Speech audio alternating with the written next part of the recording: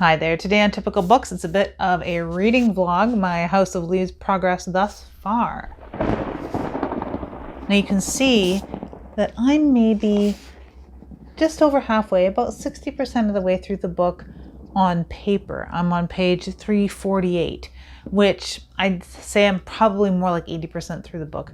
There are appendices, and many of them, and a table of contents, which I'm going to include all of that in the narrative of the book.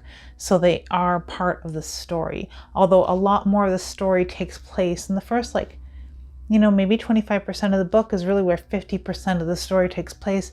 Because, as you know, or if you don't know, there's some creative typography going on in this book, and a lot of the book isn't taken up by text. There's entire pages that are blank. And there's many pages that have very, very sparse text. So this is about my halfway mark, sort of, because I don't really know where the story is going. I think that the vlog format, because it's not very typical of me, it's atypical on Typical Books to do a reading vlog. It goes with the style of this. It is a found footage story. So here is some footage that is clipped up. Just my take as I'm reading, a literal reading vlog, which is pretty surreal when it comes to Typical Books. Like I said, atypical. So yeah, enjoy these little clips and let me know if you are also reading House of Leaves. I know at least one of my viewers are. And thank you very much, Sloan Chessman, for your input on this, because I'm very curious by the time we reach the end how we will feel about what this book is doing. Yeah, on with the show. Okay, so I've encountered some of these pages where a lot of the text is all askew, and I can't say I don't enjoy it, but I'm too lazy to turn the book around. Luckily, I'm able to read the upside down portions just fine without moving the book so far. So, I am still reading House of Leaves, and I'll just never get over this feeling that I'm reading it wrong. And I don't know if that's a problem that many people experience when reading this, or if I don't know, I've heard some very intelligent people have input on this book. Very intelligent people I trust won't read this book, or started it and decided it wasn't for them, and that's where I was before.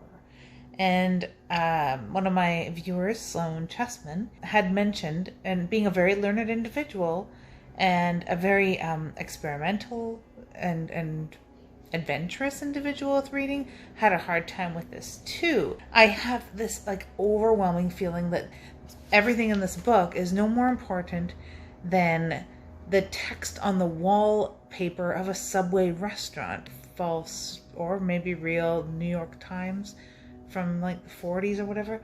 But it also has, it's the footnotes that a lot of them I'm skipping, the big silly ones that you'll know if you've read this.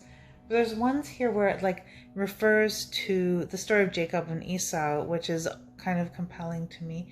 And reading that and then having it refer to a Bible passage, but then saying you ought to refer to this particular Bible passage because Johnny Truant referred to the wrong one. Do I have to go whip out a Bible now? Seriously, do you read this with the Bible? I'm very curious. But now I'm into the script area, which I feel very much at home, and I'm looking forward to it. For the first time, I'm actually genuinely looking forward to a section.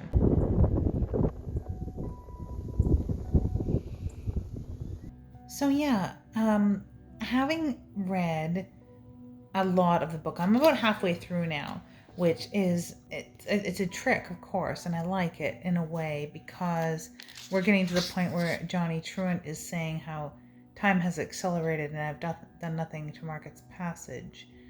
And he has already commented on how quickly his time has flown, and he's missed his own birthday, and now it's the 4th of July, and da-da-da.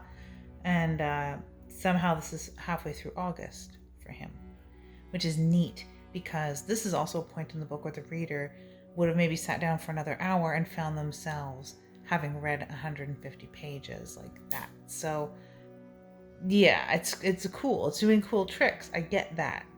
I still feel like it's spoon feeding the weirdness in that way.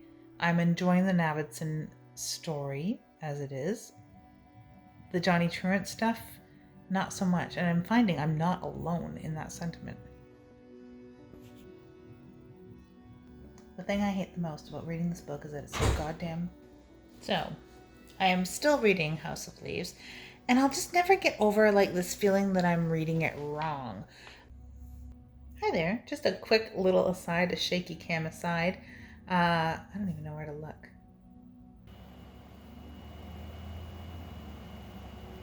The air conditioner is on, but I want to make a note about one of these long footnotes about architecture perhaps being the longest run-on sentence known to man. Note to self, I'll need to check on that. I know that there's some very long ones, entire novels probably, but that seems like it could be a runner-up. Hi there, just a shaky cam little aside, a little reading vlog if you will. I am on page 151 of House of Leaves, and it's going quicker. That's one thing, because all the writing has become scattered and the pages aren't taken up entirely by writing. I really hate reading Courier. It makes me feel like I'm doing work, because writing and having set so many things in Courier previously, I feel like I ought to edit it. That's one thing. It is pretty tightly edited. I'm only at the Haley footnote where Haley contacts them through the internet to clarify something about her breath. I hope that's not a spoiler for anyone, but hey. Yeah, I'm not reading every single word. There are several large footnotes on the sides that are just lists of garbage, and the footnotes within the boxes, do people read those? That's my biggest question. Am I supposed to read every word of this? No, you don't have to walk any closer. What do I have to do? Just stand there. Another thing about reading House of Leaves is one of the footnotes that I skipped over, didn't really read, listed a lot of films that the techniques of the Navidson film and what exists in contemporary horror films, specifically horror film and documentaries, isn't unattainable. And like throughout a lot of this, I've been thinking of a lot of the found footage horror films, stuff that's come out since this, but stuff that is around the same time, and none of it's mentioned. And I find it's omission conspicuous by its absence, right? So it's really interesting to me, but it reminded me a lot of, oh my god, what is that film named? Grave Encounters. Oh my gosh. There's a lot of, this could be a series. There's a script for a series that exists of this particular book. I'd like to see it as just a standalone film, and it really could be done considering Grave Encounters.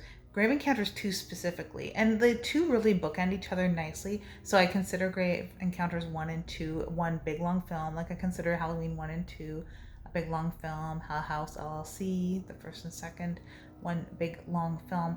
But yeah, I highly recommend Grave Encounters if you haven't watched that already. If you're a fan of House of Leaves, or if you're not a fan of House of Leaves and you just want to leave it alone, but you want to watch something that sort of gets a lot of the same things, Grave Encounters really is.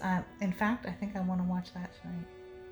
Another aside about reading House of Leaves is that it is so very pop culture. Even though it's written years ago now, it's still very relevant, and I find a lot of the references very interesting. And there's one about Error, the bald gnome in his cave, and there is a reference for that. And I've noticed a lot of people seem to try and read so very much into House of Leaves as if it's a work of genius. But with the power of the internet, you can really look up the references for a lot of things if they exist, and that one does. That was refreshing. But otherwise, it's a lot of interesting stuff if you have a fairly broad Cliff Clavin, kind of take on a broad range of interests. And lately, it's been a bit about journalism ethics and photography, photojournalistic ethics and stuff like that. And whether they could have created the film they're talking about in this and how much it would cost. So that's all very interesting to me. So yeah, at least I'm interested. there's that. I may be delving into spoiler territory here with critics believe the house's mutations reflect the psychology of anyone who enters it. And a small note, like the rooms become the self, collapsing, expanding, tilting, closing, but always in perfect relation to the mental state of the individual. I love this idea. And it's not, I think it was just unspoken up until this point in the book. And it's sort of the idea that's been lingering in the back of the mind of the reader all this time. And I really like the relation in that sentence, how it works with my idea of having had dreams like this, or dreams that there's a hidden room in a house that I'm in. I don't know if that's a common thing. I'll have to look at some dream books or some Freud, who knows? Or a book that I have about the dream in the underworld that had fueled a lot of my first novel. Just dreaming of falling staircases, dreaming of impossible staircases, dreaming of impossible rooms, hidden rooms, entire houses, several story houses, mansions that were hidden behind a panel in a small apartment that I used to live in.